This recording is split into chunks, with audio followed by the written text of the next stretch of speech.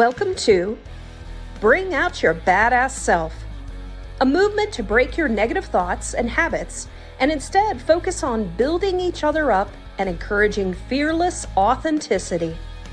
Each week, we will get vulnerable and share experiences alongside our guests and audience. Come rediscover your inner badass self.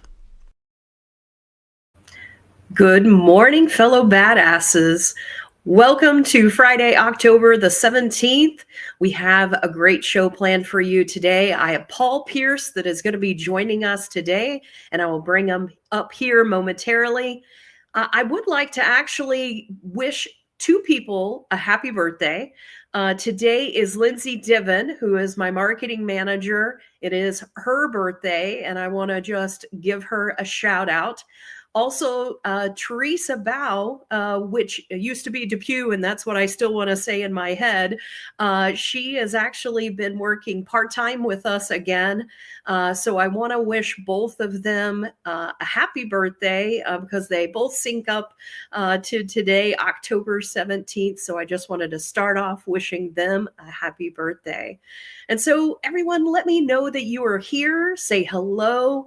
Add it into the comments. We want you to be interactive today. I'm going to be bringing up Paul here in a second, but I just want to hear from you, see how you guys are doing, see that you're here. I do see that Carmen has already said hello, saying good morning, my favorite beautiful badass. Thank you. Back at you, girl. Have an amazing show. Thank you for always brightening our day. And so I appreciate that.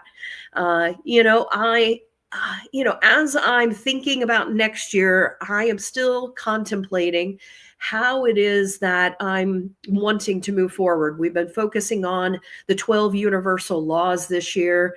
And so I would love to just hear maybe from you guys, on the side today, whatever. How do you think I should continue forward on particular topics, interviewing more panels, interviewing individuals, maybe me just shooting the shit. I don't know. Maybe having some guest co-hosts where we just talk about some different topics. I've been thinking about this and I haven't had anything that has just resonated with me as to what it is that I'm wanting to do. So I would love to hear from you guys. Good morning, Joel. Joel says, good morning. Looking forward to the show today with Paul. Yes, I was just talking about you today, Joel, backstage with Paul, letting him know how amazing you are. And also how, both of you and I complement each other in our thinking styles and things like that. So thank you so much for being here. Lisa, good morning to you. She says, good morning, badasses. And so, Lisa, thank you so much for being here. And thank you for doing what you do. So for those that don't know, Lisa focuses on helping people with women with menopause, men with, I think it's called andropause, because men go through it too. And so she talks about that and how it is that it impacts our lives and just normalizes that particular topic because that helps us to be able to understand how we can deal with the things that are natural and a part of our lives. So thank you, Lisa, for doing that. Abbas, thank you so much for being here. You have become such a great supporter. Thank you so much. He says, good morning, everyone. It's so great to see you. Carmen also says, seeing Renee rap in concert tonight. Ooh, that sounds like fun. I'm excited for you. Terry's joining us. Thank you so much. Terry actually just joined us on a panel not too long ago. And so thank you for coming in today. He says, sorry, I'm late. Nope, you are right on time. And so thank you for coming and joining us, Terry. We have Miss Kim. She said, backstage, by the way, she sent me a message, Paul, saying she's so excited about today's topic. She says, good morning to one of my favorite beautiful and badass friends. So thank you guys. As you guys continue to join us, continue to say hello. But let me do this. Let me bring up Paul and do an official introduction to him. So give me just a second. So I can, there you go. So Paul, welcome to BOYBAS. It's so good to have you today. Thank you, Sarah. It's great to be here. It's fun when I was just thinking during your intro, this conversation about energy. And I remember one of the first times you and I had met, it was in a training session up in Virginia. And the energy that we had, I think I heard you sing. We had people dancing and we had so much fun that I think that word kind of just represents the relationship that we've had for years now, because there's always a ton of really good energy that happens. So thanks for having me here today. I appreciate it. Yeah, absolutely. It's one of those things that I don't think my audience would be surprised that I was singing. Uh, it seems like that's a very common thing. I'm going to change our views. There we go. And so that's a very common thing. And sometimes whenever I walk around after singing, people will be like, I saw you. And so it's funny, years later, people will recognize me from me getting up on stage for whatever reason in whatever venue it might be. And so I remember one time with my husband and I did the American Idol experience down in Disney World. And so I was one of the three people that got up there, and the rest of the day, everybody was pointing at me saying, I voted for you. Wow. So I love that, and I love having energy. Just, I love just feeling different people's energy and the things that they bring to the table. It's different for everyone. And today we're going to be talking about it in a different way. We're going to be talking about it from the feminine, masculine, or the yin and the yang today. And I know that whenever I approached you for this topic, you were like, sure, it wasn't something that was natural to you, but you're like, I could see that. It's just so fun because immediately when we talked about feminine and masculine energy, I thought it was going to be a gender conversation. That was the first thing that jumped to my mind. And I loved how you said it's not about gender. It's about the true laws of energy, and that everyone's got these different elements, I guess, or degrees of both within them, and utilizing the right one at the right time is so effective or required. And even understanding that, I think, and considering the concept. And so to me, I thought, you know what? I don't know if I'm an expert on it, but I think we'll have a lot of fun, and we can certainly talk about how to use those elements in business to do things that we need, like building connections and driving sales, and more importantly, just helping the people more effectively that we've given the blessing of interacting with. Yeah. And so I think that's what's so cool about this conversation today. I love it. I'm looking forward to it. Well, let me do an official introduction to you. For those that don't know Paul Pearce is president of Great Demo Americas, and he is an expert in discovery and demo coaching, sales enablement, and pre-sales strategies. And Paul helps teams shorten sales cycles, boost win rates, and scale revenue by buyer-centric approaches. And so anything further you would add there, Paul? I don't think so. I've just, I guess I've worked for a lot of years with clients and helping software and sales organizations achieve success. And so it'll be fun today just to consider and discuss, how to apply some of these energies more successfully in our day-to-day lives and careers. Yeah. And so today we're going to be digging further into the law of gender, and we're going to do it in relation to sales, leadership, and growth. And so we're going to be focusing on this related to everything from sales and revenue to leadership and team performance, as well as strategies and scaling and growth. And so who would have thought talking about the law of gender would be related to these particular topics? But we're going to show you how they actually do apply. And so today I have a couple more people I want to say a quick hello to. By the way, yes, Kim said, good morning, Paul. Excited to see you here. Carrie also joining us. She said, finally got in. Yahoo. So I guess LinkedIn is acting up today. So behave, LinkedIn. And welcome, Carrie. And Bryce is joining us as well. He says, good morning. He is up quite early. You are up early too. Your mountain time, correct? Yeah, that's correct. Yeah. And so Bryce and Carmen are joining us from Pacific time zone. So they're up even earlier. And so So today we want to talk a little bit about those masculine and feminine energies. And I thought we might start with, where do those energies most commonly appear during the sales process? And when should a seller intentionally switch between them? So you have any initial thoughts on that? I do. At least for me, it's kind of the understanding versus drive to some extent. And so I think masculine energy pursues where feminine energy may attract. And I think great sellers lead with direction, which is needed, when insight is required. And so a lot of times we talk about the emphasis of the seller's job, which is to first uncover, not necessarily inform. And I think you receive information before earning the right to show a solution. And I think that's where the difference is utilizing that feminine energy first to truly to learn, whether it's empathetically to understand what your client's situation is. In our training, in the great demo training, we talk about filling out 5 or 6 key elements of information. And it requires significant conversation to actually capture things like, what's the criticality of the true problem that we're solving? And what are the problems? And what's the vision of the client? And what value would they receive by solving those particular challenges?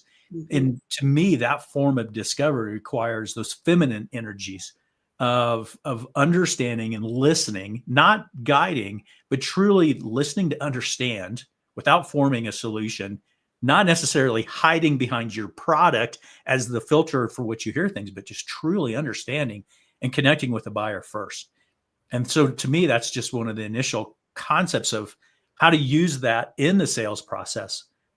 And then if I can add to that, using the feminine energies to truly understand to more of the drive or the masculine energies. And I think once you've truly harnessed and you understand what your clients are looking for, then there's that opportunity to transition into a little bit more of the drive or the push, which is, now that I understand you, here, or at least is a vision that I have on how we might be able to help. And that's taking that with decisiveness and focus, but using the focus truly on helping a client. Yeah. So that's my initial thought. What do you think?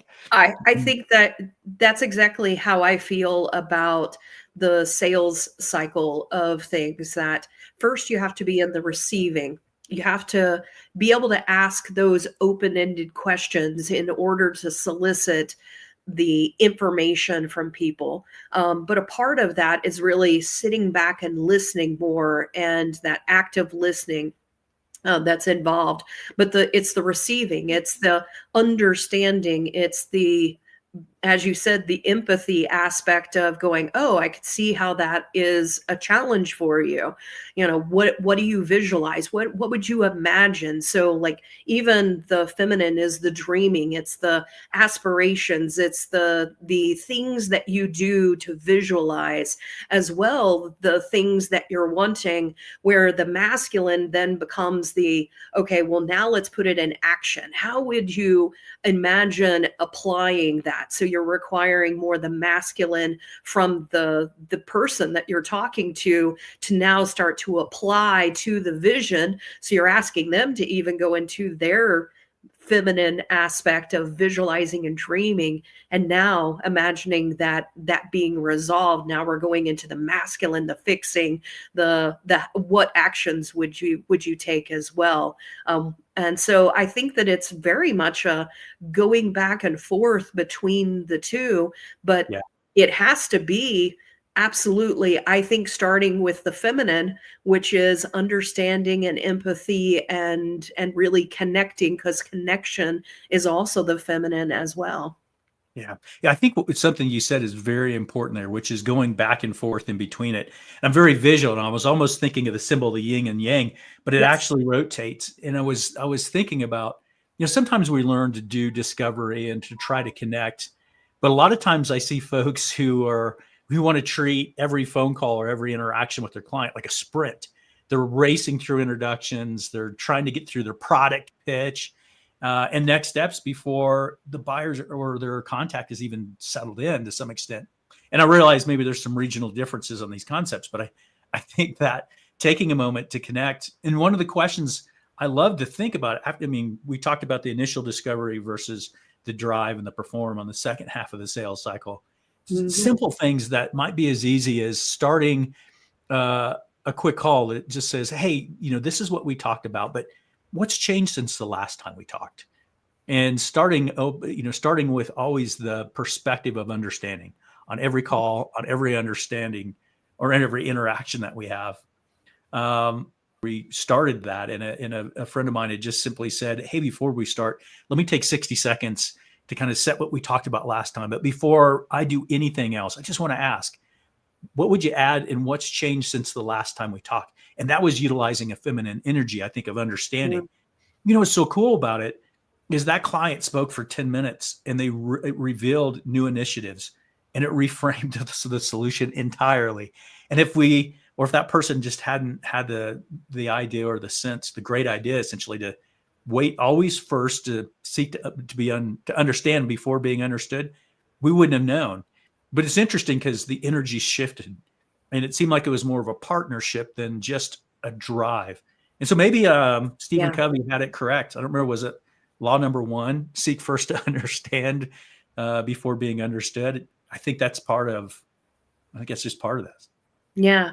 So when we think about the discovery conversation, you mentioned that we're really using that feminine energy to build trust and the masculine energy to drive decisions. So maybe if we could dive in a little bit more on what this looks like in practice, what does that building trust first look like?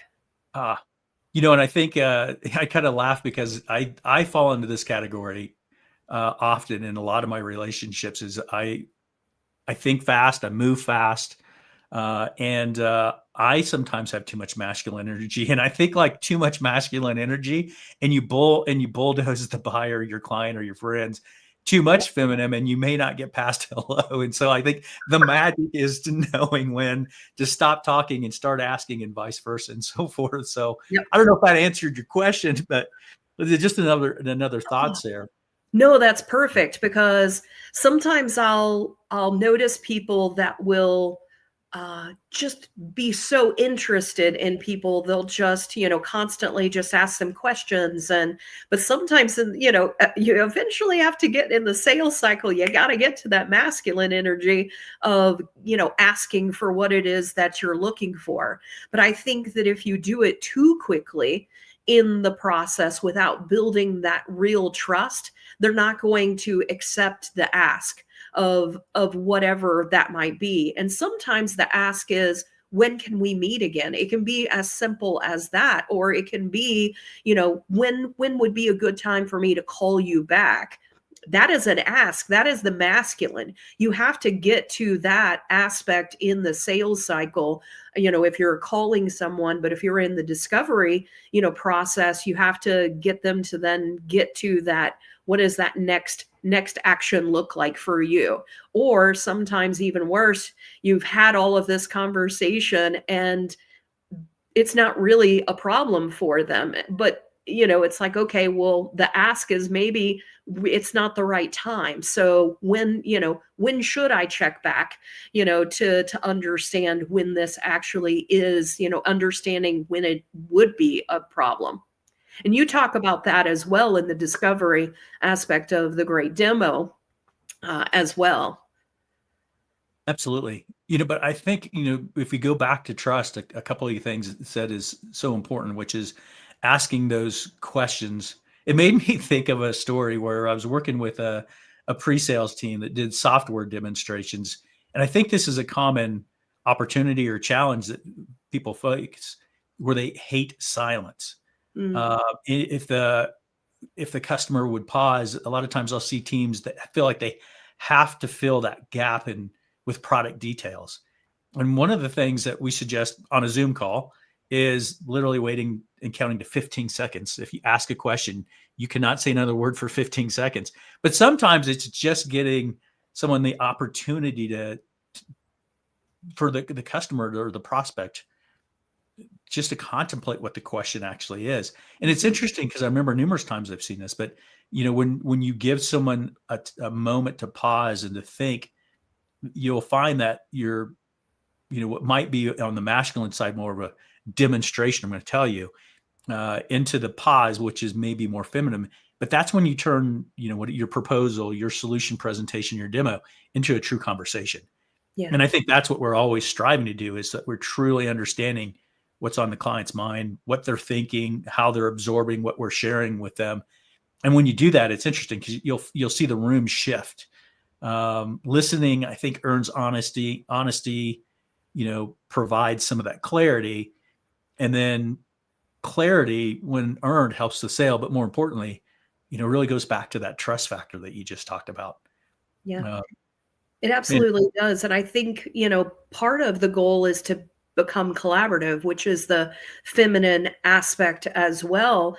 When you're in a really good sales process, it is very collaborative. Like, you're going back and forth with the person instead of it just being me asking questions. When that person then starts asking questions and gets involved, that becomes that collaborativeness. That's when we're really in our overall feminine energy of going back and forth between each other too. Oh yeah, absolutely. They always say, like, if anyone that's joining the conversation with us today has ever done an interview, a job interview, there's always something, at least I found in my career, that people say after an interview cycle. They'll say, typically, like, we interviewed 3 or 4 people. This one person just really, really stood out to me. I really liked them. Mm-hmm. And if I ask, you could probably tell me, what is the reason that they seem to like that person? Well, the answer is they ask a lot of good questions. Yeah. And what's interesting as well, and I talk to folks who do software demonstrations or talk to clients all the time, I always say, like, looking outside of your sales forecast and the probability of win and your sales methodology. Do you ever have that experience where you just leave a meeting and you go, wow, that went exceptionally well? Mm-hmm. I could feel it. I could feel the energy. I could see the responsiveness. The questions the customer asked were really intriguing. But what's interesting is those seems to be those moments when you feel like, if you're in sales, I think I got a real opportunity with this client. Yeah. I think that comes because of the conversation.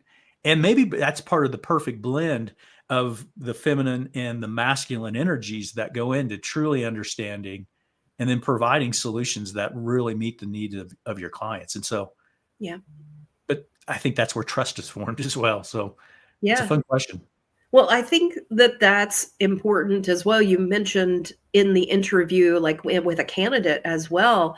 And that's one of the things that I like to see whenever I'm interviewing people. I can tell you, I've gone through interviews where even at the end, we're like, do you have any questions? They're like, nope.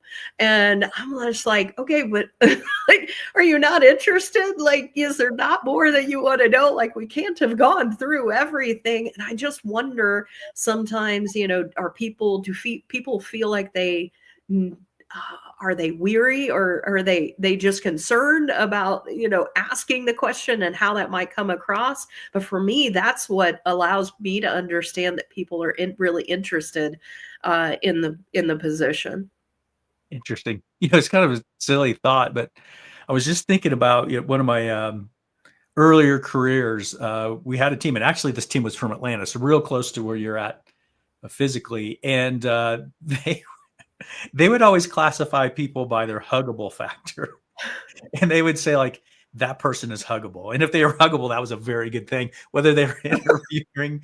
And maybe that's just part of the feminine side of it, is that huggable factor. And so it comes from great questions. It comes from understanding. And I think it really comes from listening as well. And so fun. I don't know. I don't know where that came from, but it's just something that popped in my head as the huggable factor, which is, well, they would make a lot of decisions about whether or not someone was hireable or lovable or someone they actually wanted to work with. Yeah. And I think the other aspect that I find that builds trust is being willing to tell someone when you're not a good fit.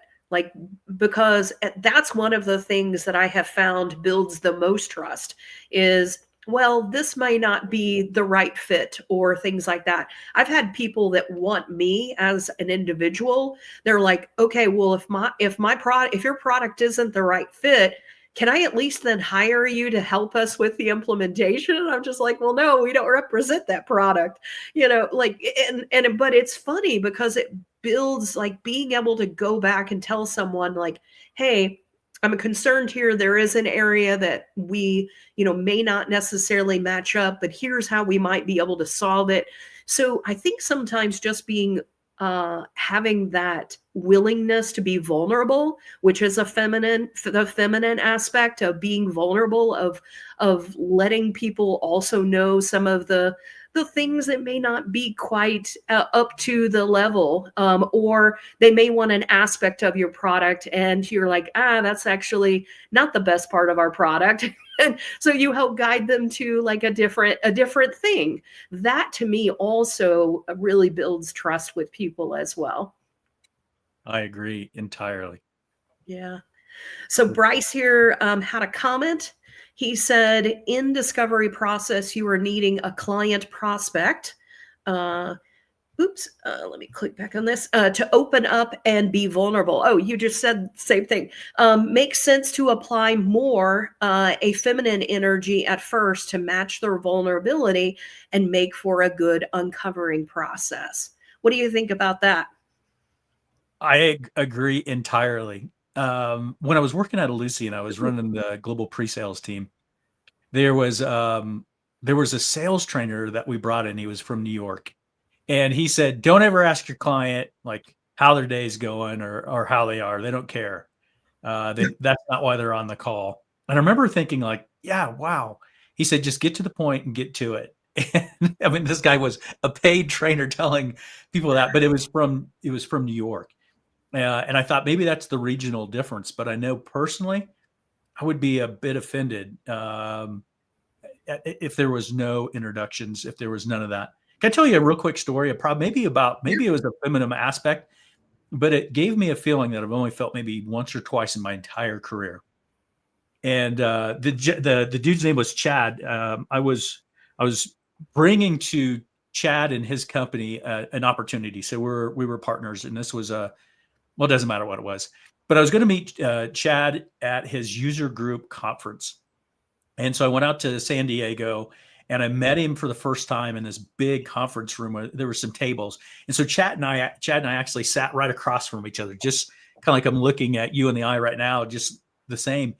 And we started this conversation. I had this big portfolio of deal information, like the product, the deal, everything that I thought Chad would need to know since he was representing the product. And I was so excited. And what was interesting is I bet I hadn't spoke for maybe 60 seconds.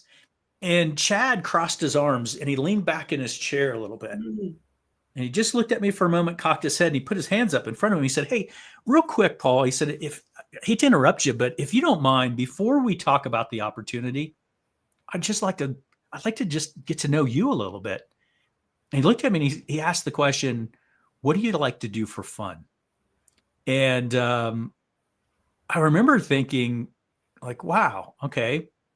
One, I'm ashamed I didn't ask a question like that or try to get to know Chad a little bit better. But the feeling it gave me, like, wow, this person is actually more interested in me as a human being than he is about the deal. Now, this guy was running a regional sales division for this software company. He was motivated by the sale. That's how he got paid. That's how he was measured. But in that moment, I was more important to him than that particular deal. And it was fun. It only took 3 or 4 minutes. We both found things that we had in common that we both liked, the outdoors, motorcycles, whatever it was. And even today, like I follow his career. I've touched bases with him on a time or two. And I think that, Bryce, to your comment and this element of that feminine energy is maybe it's just not the focus on energy. It's actually just caring about people and building that connection by asking and starting, calls with more of a personal get to know you question, knowing that, I think Sarah, you and I had talked about this. How many times have you worked with a client and left and went to another company, or they left and went to another company, but you're still friends? And I consider you and I friends. I was, honestly contemplating flying out for your 50th birthday. We'd talked about that a little bit. And, I think there's so much more there than just the sales aspect or those masculine drive to try to get things done. So Yeah. again, I compliment what Bryce said. I think that's really, really wise. Yeah. So I'm thinking back to one of the individuals that you mentioned that he was like, like, don't ask them, what it is that they, Yeah. yeah, How's the weather? How are you doing? don't ask them anything. So that is authentically who that person is.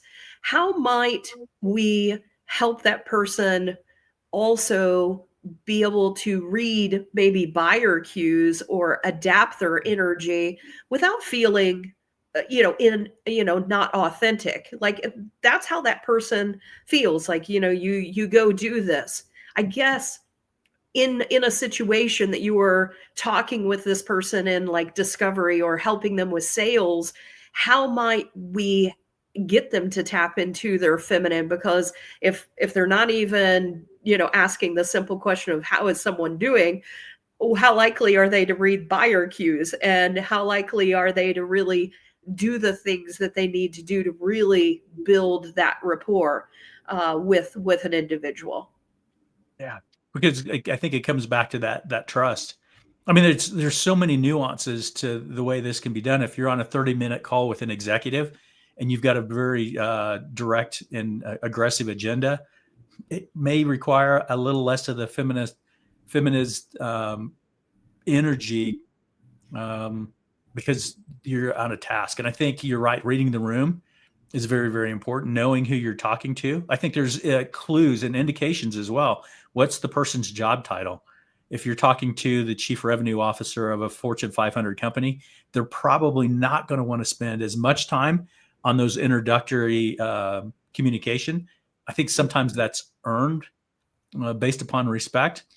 But I think if you don't start with this feminine perspective, how would you know?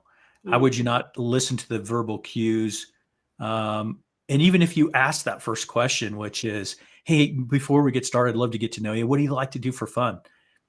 The way they respond to that answer is going to give you the clue, right? If they're going to say, like, I like to golf, but hey, let's move, right? Then you know it's time perhaps to start to shift. And so I think that's using that energy correctly to read your audience and mirror to some extent maybe the energy they're projecting.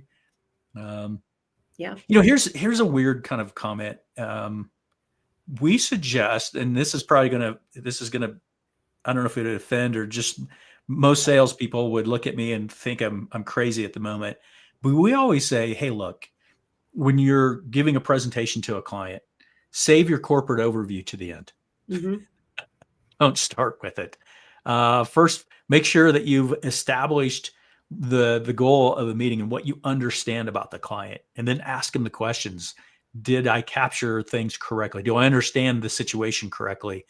And then you could move into talking more about their perspective, their ideas. Get credit for at least doing your research to some extent, but also then saving that presentation or that discussion about you until the end after you've actually proved value. Because we like to suggest, even though, like, I don't know, we just suggest that your client generally knows who you are, but until you add value, they don't care to know all those things, like how long you've been in business and what your beautiful corporate logo slide looks like of all that. And I think that's part of that process as well. I'd say, like, jumping to a demo or solution before understanding the problem is like proposing on the first date. It may be love at first sight, but it's still kind of awkward. And yeah, I love that, because I've actually had situations where we've had very in-depth conversations with a client, and then at the end they're like, so tell me a little bit more about Full Sail. Like, all of a sudden they're like, I realized I don't know, like, actually what your company does, because we're focused on the client and what it is that they're wanting, that sometimes they'll come back and then be like, oh, wait a minute. Like, now how tell me more about you guys. And so it's interesting to have that happen. And sometimes it feels weird because you're like, oh, maybe we should have done that. But I actually prefer it more that they're inquisitive now, like, oh, well, now tell me about you, because I want to understand how you're going to help us with this. Yeah. Did I ever told you the story of David and Amber, I friends don't of think mine? so. That's so David and I worked together. I was a fairly new manager. I think I was the Western Region director at a company called SumTotal. And David is an amazing guy. And my team, I'd always do 2 calls a week with my team members. One at the beginning of the week to talk about like sales and focus and the goals for the week.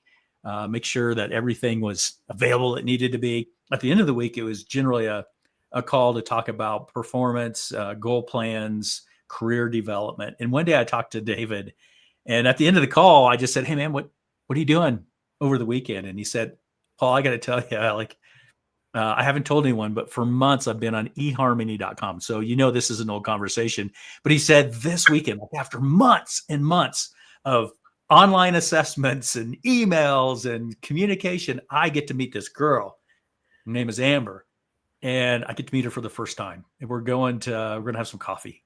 And I said, "Fantastic. Congratulations. Have a great week." Well, Monday we went through our business call and planning and the deal review. And I was curious. So I had to ask David, like, how did he go? And David said, like, it was amazing, Paul. She was so beautiful. When she walked into the Starbucks, all I could think to myself is, don't mess this up. He said it was an amazing conversation. We spoke for 90 minutes. And he said, I got to be honest, I think I'm in love. He said, she may be the one, because he is an amazing guy. Well, the following Friday, when we had our follow-up call, I think I'm even started the call with this, which is, dude, what's going on this weekend? Are you taking Amber out? And like the tone of his voice just dropped. And it was sad, or I could hear the sadness. And he said, yeah, no, man, we're not going to go out. She said she thought I was a nice guy, but she just didn't feel a connection. Mm. And I said, oh man, I'm sorry to hear, like what happened? And he said, well, she said essentially that for 90 minutes, all I did was talk about myself. Mm. And while it was interesting, she didn't feel that connection at all. And he said, I guess maybe I shouldn't have told all those things that, about my religion and education. Maybe I gave too much detail. I don't know, Paul. He says, I'm so confused.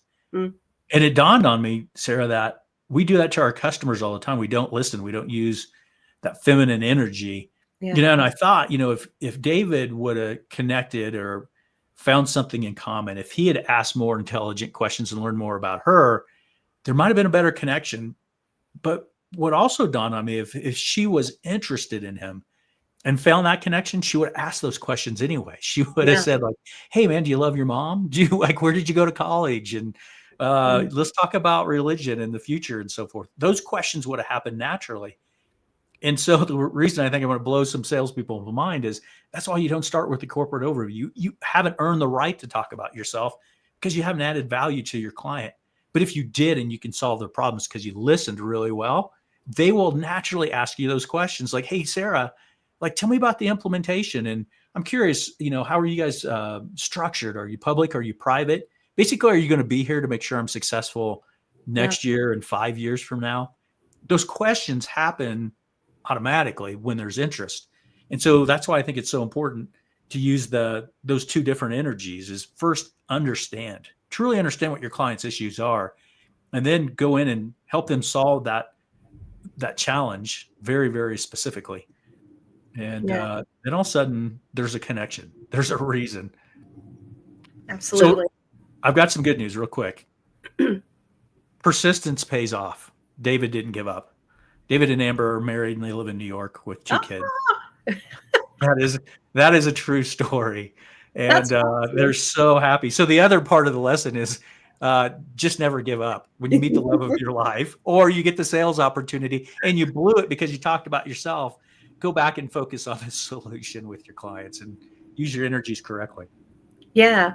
So the masculine, the persistent, he went back for it, but then he drew upon his feminine and said, okay, I'm learning.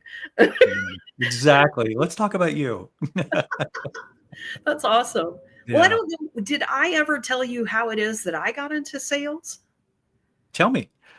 So whenever I first started with this company, I was doing CRM consulting. And then I was also overseeing marketing. And I would be pulled in to do demos, a part of the CRM process. But as I had an opportunity to become an owner at the company, I also had to take over sales. Well, I'd never done sales. And at least I thought I hadn't done sales. And so I remember going to the owner of the company. He wanted me to take on sales and then also oversee marketing. I told him, I don't do sales. Like, I don't know that I'm going to be the right person for this. And I remember him saying, okay, well, let's talk about this. When you meet a client, what is it that you naturally do? What is it that you do? And I go, well, I just ask questions. Like, I just understand more about their challenges and things like that. Whenever I'm in a demo situation, I'm digging in, I'm understanding what it is. He was like, that's sales. And I was like, oh. I was like, so I don't have to do like all this other, stuff. Yes, there are other things that I had to learn along the way. So I had to learn the closing, which is getting into the masculine of understanding how to ask for the sale. I had to learn how to overcome objections, which is really the masculine, getting into the masculine. But for me, it was the natural part of sales was already innate in me. Asking questions is one of the things that I love doing. So I remember in that moment, I was going through sales and I actually got connected to the great demo. And that is what really allowed me to be able to understand more about the sales and to expand upon the natural capabilities that I already had. But it just added more technique to things that were coming natural, but also adding a process to it as well. So I don't know if I had ever told you that. I think I'd heard some of that before, but I loved a couple of things that you said. One, because I think the masculine side of that is in the process. It's the doing, it's the get it done, it's the forecasting, it's the side of sales behind the scenes that we use from accountability. But I think about it more from the feminine side, which is, and I tell people this quite often. I say, Paul, I'd love to do this, but I'm not in sales. I don't like selling. Yep. And selling is a 7-letter word, but so is helping.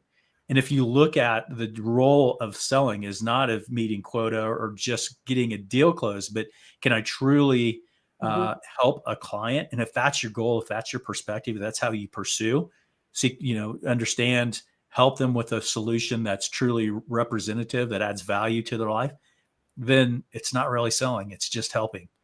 And the sale is the benefit of, or perhaps something that you get when you can truly help a client.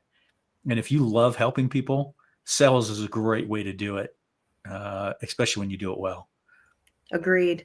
I'm going to pull up Joel's comment here. He says, to demonstrate genuine curiosity, you have to genuinely care about the topics at hand. And if you don't, it can be hard to fake. Yeah. Agreed. Yeah, I love that comment. Well, as we start to look into like leadership and being the behaviors of a leader, I'd like to reflect upon the masculine energy versus the feminine energy there. And when is each more effective when it comes to maybe leadership styles? You want me to start? Or do you want yeah, I'd love to get your idea, but I've got some ideas, but yeah, please. It's so, I mean, whenever I think about, I've always felt like I have a lot of masculine energy, the doing, the problem solving, those types of things. It actually took me time to really discover, I think, all of the innate feminine qualities that I have, like curiosity and asking questions was always something that I was good at. But sitting down and really, I think, taking time to truly connect with people was something I actually I feel whenever I reflect back, I had to learn. Like I would connect with certain people either immediately, and other people I was like, like so I had to like learn to really appreciate like all of the different types of individuals that come, and find a way to be able to connect with people that maybe initially I didn't necessarily connect with.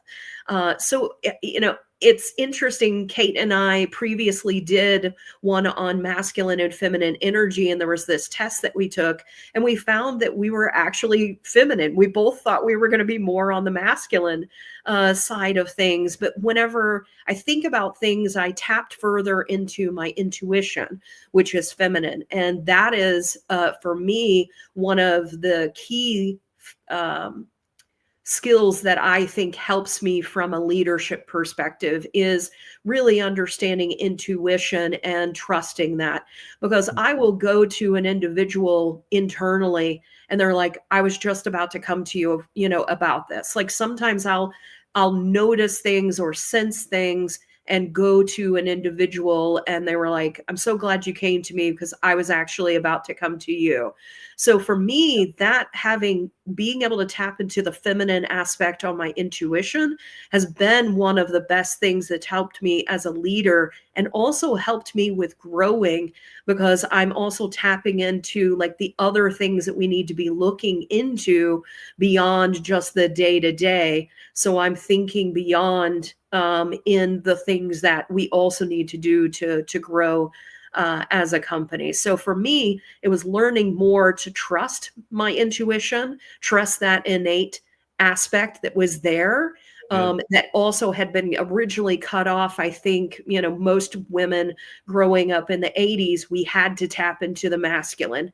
And so it's now coming back and learning to tap into the things that are also just a part of us naturally. Do you think the masculine side of that is you used your intuition basically to realize it's time to reach out to someone? Was it the masculine drive that made you do it before they came to you? I do feel like it was the intuition aspect. More intuition. Yeah. Interesting. Yeah. Yeah. I think about it from the leadership perspective, going back to your question, which is I think leading sometimes it means not having all the answers. I know when I was a very young leader, I thought I had to have all the answers and I had to be very decisive. And so I had to give every answer. I had to have a view. I never wanted to be seen as being weak or acting like I didn't know. But the reality is some of the best leaders say, I don't know. But more importantly, that's why they've assembled a team, so that the team can help figure it out and you can figure it out together. Yep. And so I think, really utilizing both energies. There's a time to make a decision and there's a time not to. I mean, I've seen, where there's so many decisions that happen from committee, like when it takes 3 weeks to figure out what you're going to name a file on OneDrive. Maybe that's going a little bit too far in one direction instead of saying like, just do it. So there's that fine line. But I also feel like truly leading a team and using it correctly is understanding the feminine side of your energy, once again, is to stand back and to listen and create a culture where people feel like they can be seen and heard without being judged, and then driving consensus. And sometimes you have to make the decision, and that's using your masculine energy.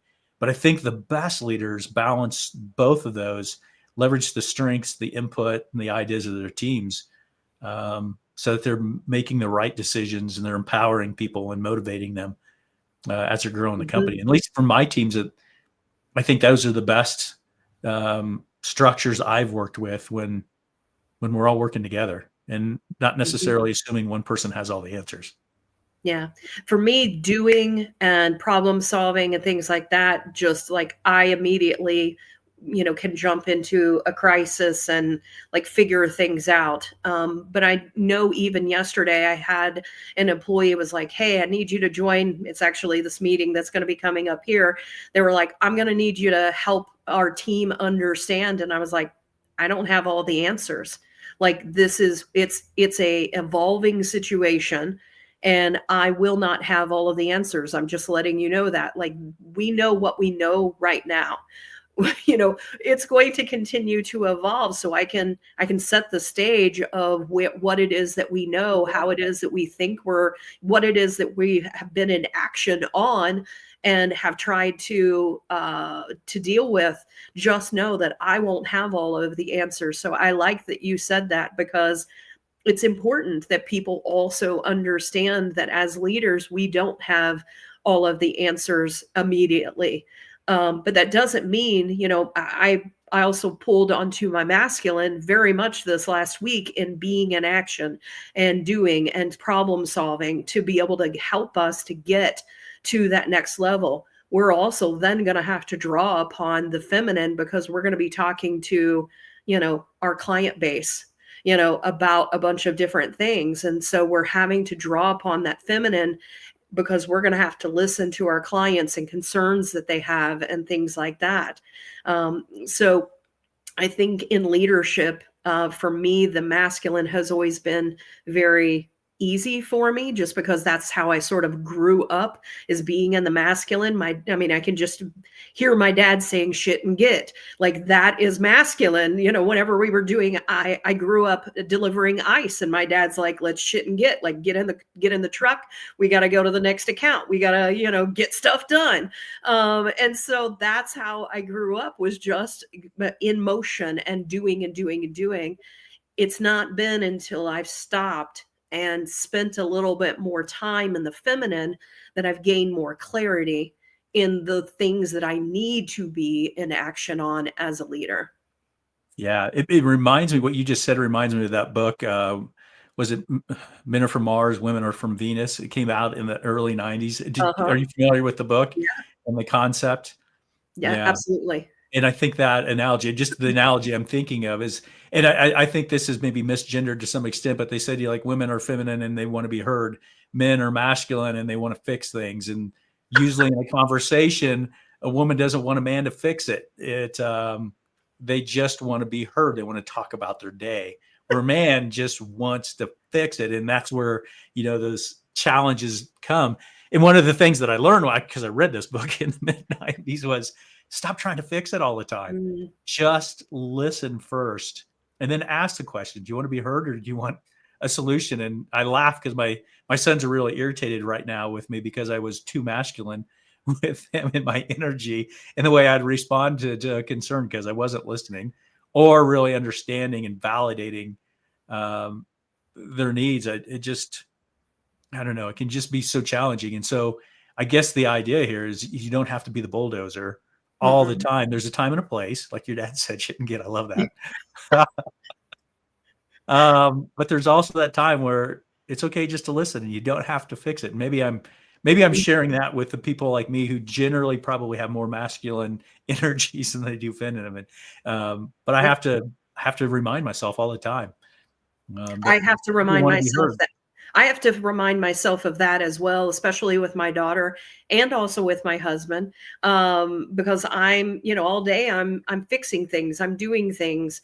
And sometimes I have to step back and go, okay, let someone else, fix this. What do you think? Like asking those types of questions. So I've been focusing more on that as a leader, but I practice it also with my husband and my daughter. My daughter will come home and she just wants to vent. And I've learned just to sit back and just say, I hate that for you. I'm sorry to hear that. And she's like, she loves that I just listen. But I used to go, well, what, have you tried this? Have you tried that?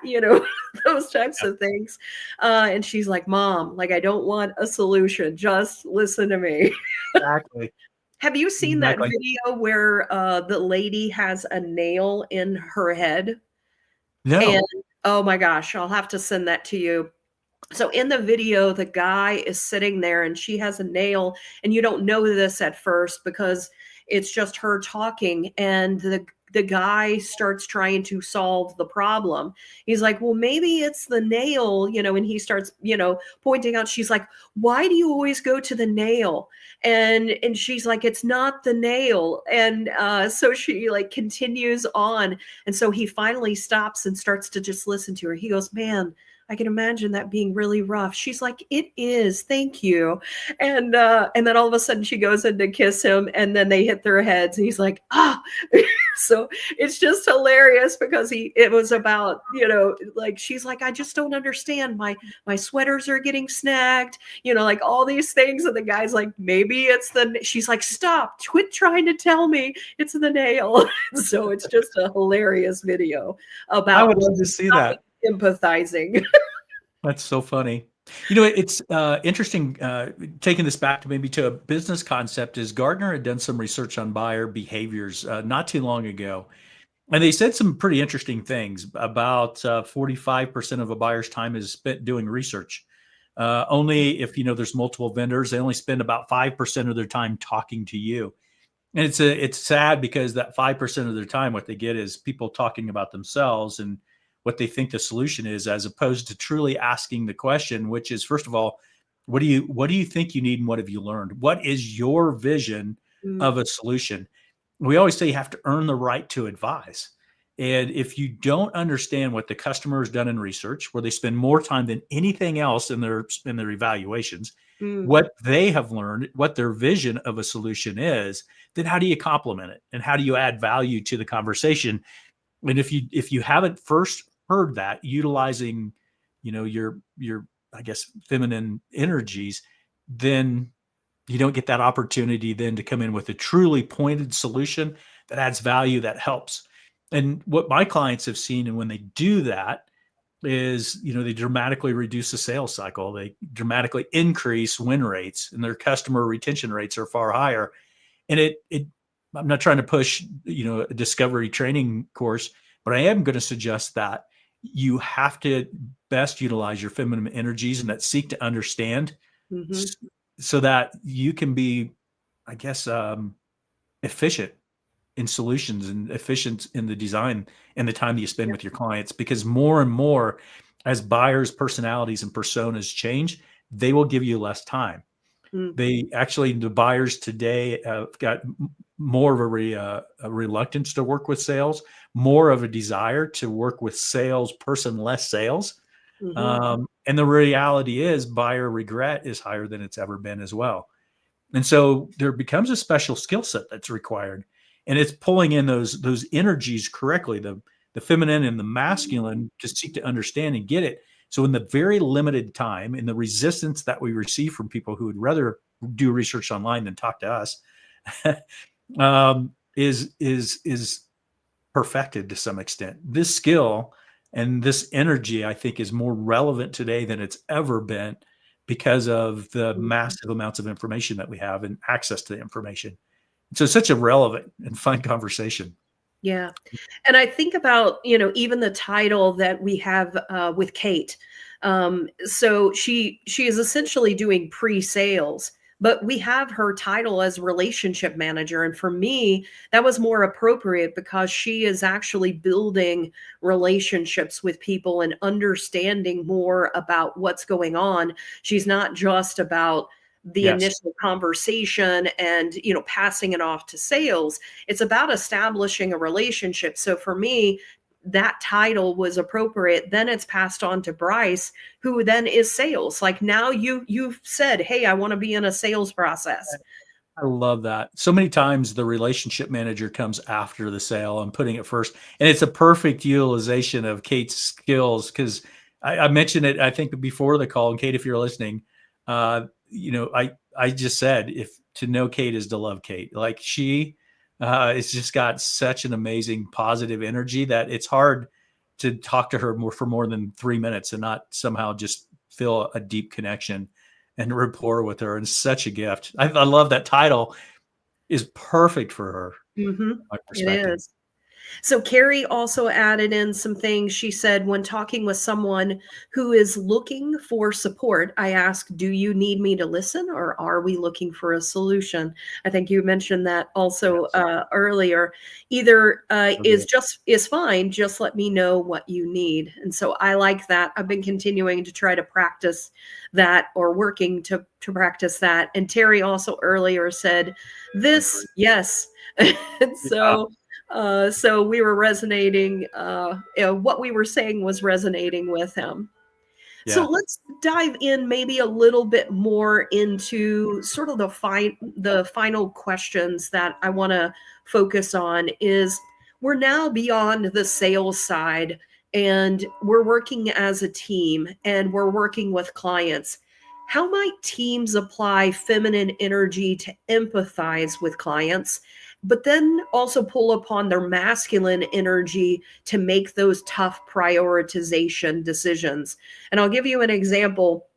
Let's say that you're talking with a client that you know that there's issues with, let's say, a product, and they're having challenges with these things, and you also know that you can't necessarily resolve those particular issues. Like, the situation is what it is. It might be it's a defect, we're going to have to wait, or it might be, you're going to have to we're going to have to wait for this particular solution. It's going to take time. How might we empathize with the client, but then also look at how we can make tough prioritization decisions? I don't know if anyone has heard of kind of a social media influencer, an incredible business guy. His name is Alex Hermosi. Just built and started numerous businesses, and he posts constantly. Such an intriguing guy, but he had said one time, and I love this. He said, when your customer calls with a complaint, you need to be more pissed about it than they are. He said, not only listen to what they had to say, get angry yourself and say, like, if I was you, I would be so upset too. I totally get it. We dropped the ball. We messed that up. And so he said, always start with empathy and actually, and anger, and be more angry about it than your customer is, first of all, and then fix it. No matter what it takes, fix it. He said, no single, contract or relationship is worth whatever is the money that they gave. If you have to give it back, give it back. Who cares? But I loved that analogy when I'm thinking about like this, to empathize with clients, but use that masculine energy is be as angry as your customers are. Somehow something failed. It could have been communication. It could have been an expectation. Empathize with them first and make sure that they know you're going to use that masculine energy to fix it to the best of your ability, or at least present a plan and prioritize those decisions that are needed, and then communicate proactively all throughout so they know at least where they stand, what the reality is, what the expectation is, and then, of course, executing on it with speed and precision. And I think that's how you balance both of those energies. Yeah, I think the empathy aspect, whenever you have failed, is very important in understanding and saying, and I think back to some of the conversations I've had with clients, and when I've done it well and when I've not done it well, whenever I haven't listened, and other times when I did, and when I truly empathized, and whenever I've said, you're right, like this was something that is not to the standard of what it is that we would want. I get why it is that you're upset. It's I would be just as mad if I was in your shoes, for this situation. And whenever you come at it in that particular approach and you validate what it is that they're saying. I have also been in situations where we didn't necessarily, and one of the things I learned in communication class when my husband and I early on in our relationship is that validation doesn't necessarily mean that you agree with someone. Validation is, if I was in your shoes in how it is that you're looking at the situation, I would be mad. It isn't, because my husband asked the counselor, he was like, well, what if I don't agree with her? And they were like, it doesn't mean you have to agree with her. It simply means that you can see it from her point of view. And I was like, and he was like, oh, okay. And so I've always taken that, even with clients, like, even if I can see a different point of view, like from my team, they're like, we've tried everything, we did all of these types of things. I think it's also first validating and saying, I could see how that could be frustrating. So validating what it is that they're saying, and then saying, here's some, I'd also like to talk about these other things, as well, that I think we need to also address. So it's finding a way to be able to address those other things. When I've done that, that's when I've had the most successful conversations. But I first had to spend time really understanding their perspective. Absolutely. Yeah. From a discovery element perspective, it is truly understanding the customer situation, their vision. And I think that takes that empathy, but I also believe that when you've done proper discovery, both you and the client realize the value of moving forward with a solution. Yep. And the masculine side then is deciding with confidence and moving in Yep. order to achieve that. Yeah. And as an example, one of the things that I proposed as a solution in one particular situation I can think of is, I let them know we ask for feedback, throughout the life cycle of the project. When I went back and took a look at the feedback that we received, one of the things that I noticed is we weren't receiving feedback from you. So one of the ways that I think we could fix this is to get your buy-in that you will provide us feedback as we're going through a project, because that's the only way we know that we need to adjust. The last thing we want is to have to get to the end of the project, which is what we're dealing with now, and we then find out we didn't meet your expectation. There's not much we can do about it now. We're at an autopsy. It's the situation is dead. So how can so moving forward, can we agree that we will get that feedback from you sooner, so then we can adjust in the moment and address it in at that time? And they were like, that seems reasonable. And so talking to them, like, I'm wanting to address your concerns, but can we also address your concerns sooner rather than later, as we're working on other projects? And so I think that's where the feminine and the masculine were very much intertwined in what it is that I was, how it is that I was communicating to them. Oh, did I lose you? No, you didn't lose me. I can hear you fine. Can you hear me? Okay. No, I couldn't there for a second. And so, Okay. yeah. And so, when I want to sort of wrap up our final thoughts on the law of energy.